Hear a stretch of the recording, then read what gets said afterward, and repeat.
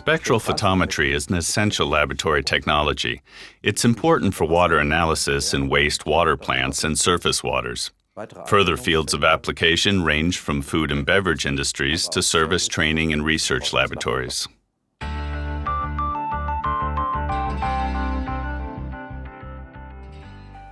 Chemical substances and matter found in aqueous solutions absorb light at specific wavelengths, depending on their chemical characteristics. A photometer is an instrument for accurate measurement of the absorbance behavior. If we look at the home screen, we can see possibilities to take readings for the concentration, absorbance, and transmission, plus special and multi-wavelength functions. We can also take spectrum readings and run kinetics.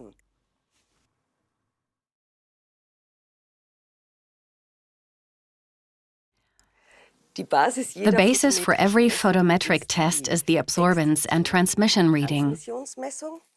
We can easily take a quick look at this. We simply put a water-filled cuvette in the instrument. Light passes through it freely.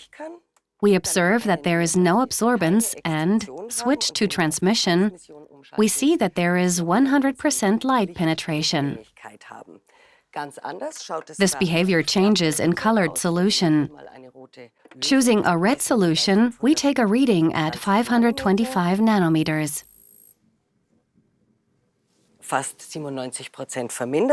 A reduction of almost 97% and nearly 1.5 units. The substance sort of traps the light in the cuvette.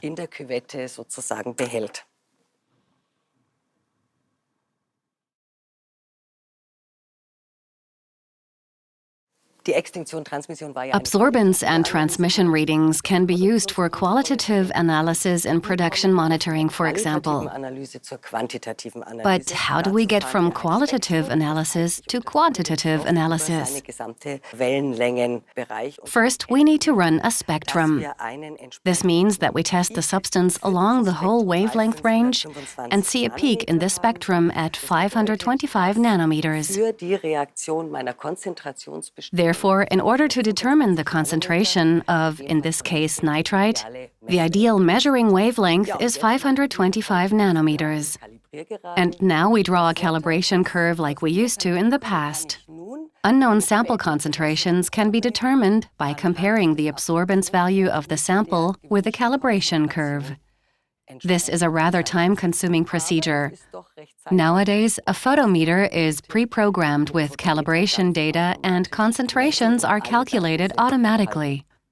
Using a modern cell test, I would now like to show how method data is stored in the programs of the device.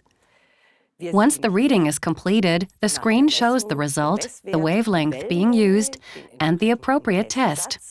Here we can see the measuring range and citation. The units, which can be switched between milligram per liter, parts per million, or millimole. All of this data is programmed and stored in the photometer.